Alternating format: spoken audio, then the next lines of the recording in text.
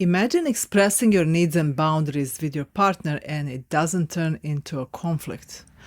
Instead, you two become even closer and you make a small shift towards healing your anxious attachment by realizing how much he cares. This is what good communication in a relationship should be about. Today, we will reveal the secrets that will help you get there.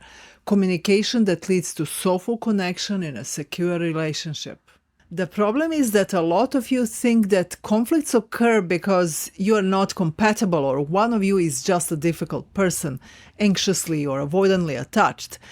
Yeah, these all are labels, but there is something deeper going on. Let's see why you and the majority of freaking world struggles communicating our needs. A lot of women that I work with tell me that they repeat similar patterns that people with anxious attachments do. Let me know if you relate. Do you find yourself constantly overanalyzing and second-guessing your partner's words and actions? You often wind up stressed out with misunderstandings and erosion of trust when you actually want to get closer to your partner. Or when something neutral or minor happens, you interpret it very negatively and feel a horrible threat to your relationship. Or it could be that you're so afraid of rejection and abandonment that you don't express your needs and boundaries in a relationship. As a result, you wind up with unmet needs, feeling resentful and undervalued.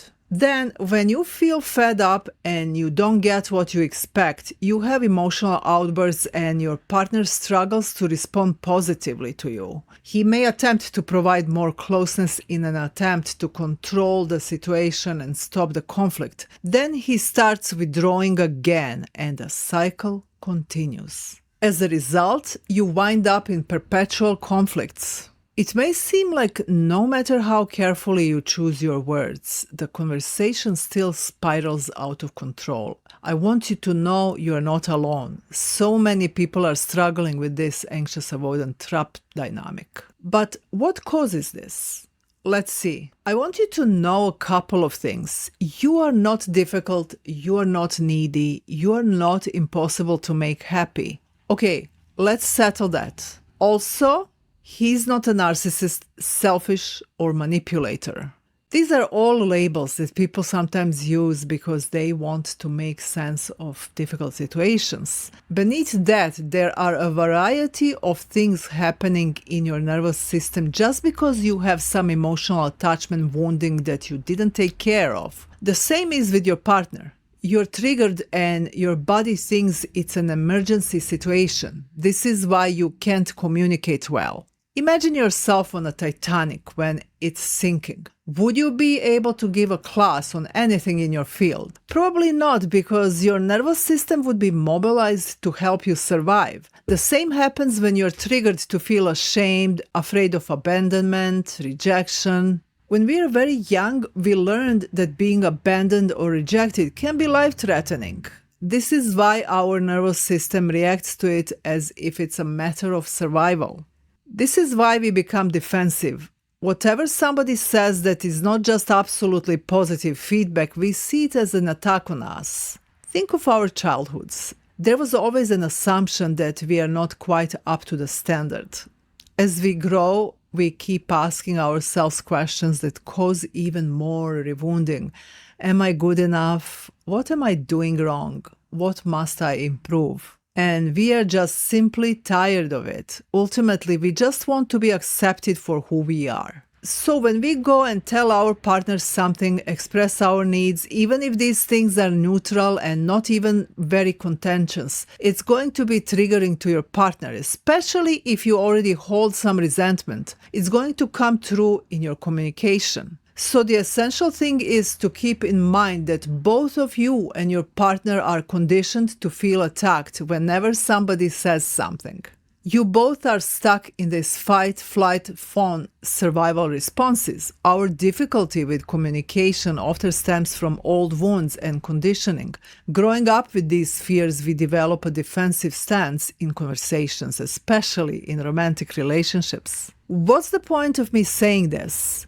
I'm saying that you can't make determinations of who's good and who's not good for you until you clean up your house. This is why you need to address your attachment wounds if you want better communication. Imagine I haven't cleaned my house for decades. There is dirt, mud, garbage inside.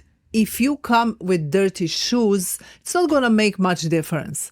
I will be more accepting of your mess too, although it may bother me. But when I clean my mess, I can see your mess better and know what's what. I understand what's my contribution to the conflict and what's yours. And because of it, I can express my needs in a more mindful way, the way in which I can actually influence positive change in you, inspire you to come to my side and clean your mess.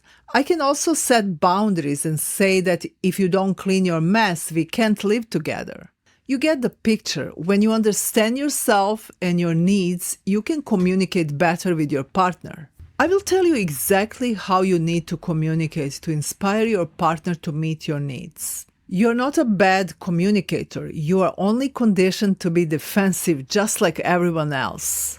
It's important to remember that defensive conditioning is sabotaging your communication efforts. It's not that you're a bad communicator. You're doing fine. You have fine social skills, but things become shitty when you wind up operating in the survival mode, not the mindful mode in which social and emotional connection is possible.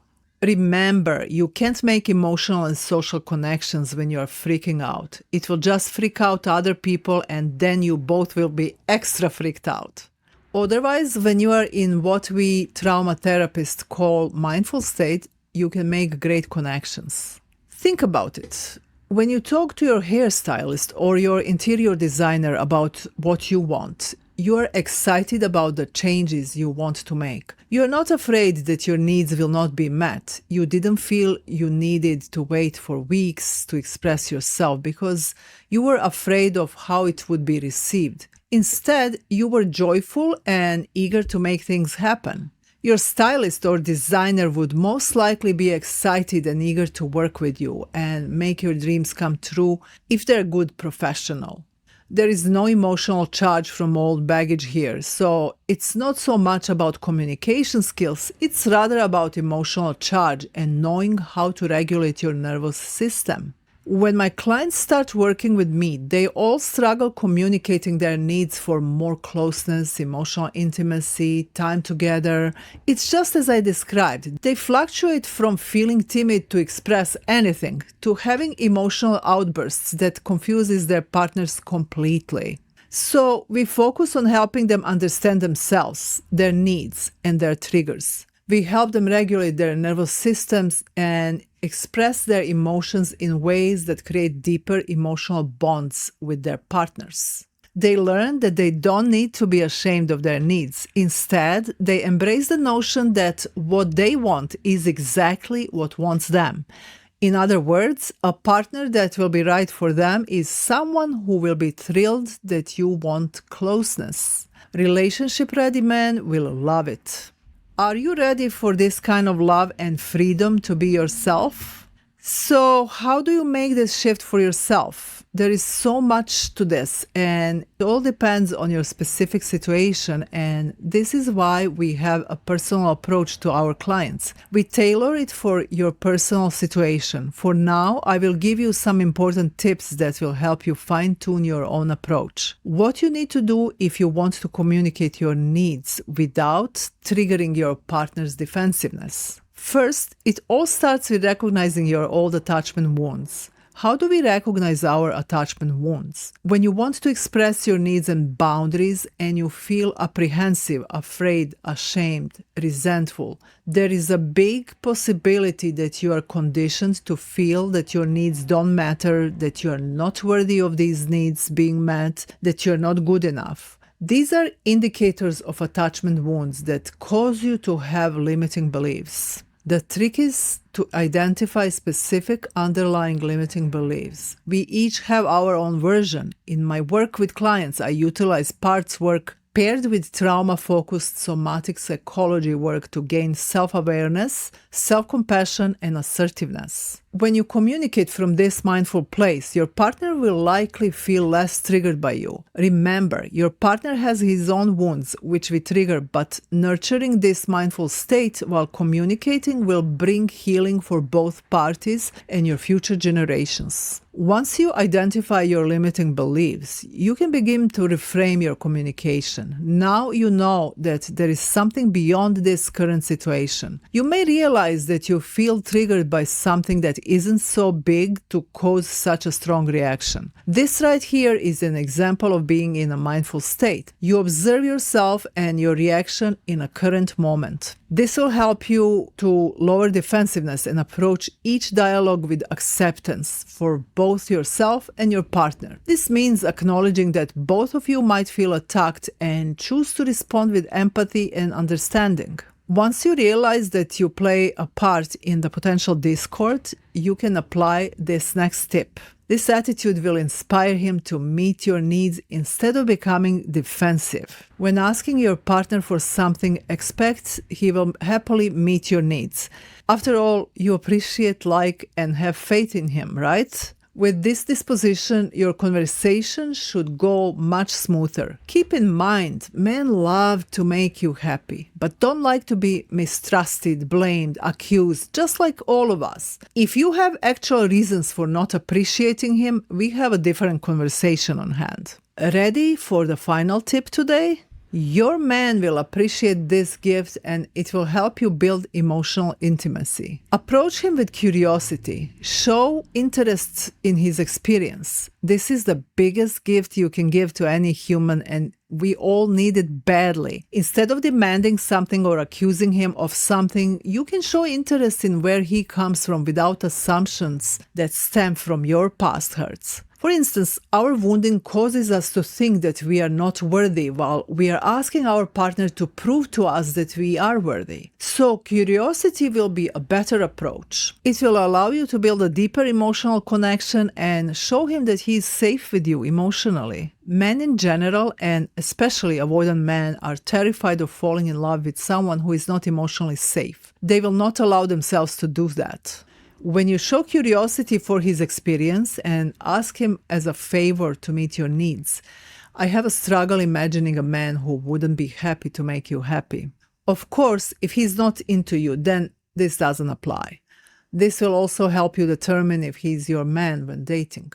Imagine how much smoother your conversations could be if you both felt accepted and understood. Remember, it all starts with you. Self-understanding, self-compassion, and curiosity for yourself lead to granting all that to him.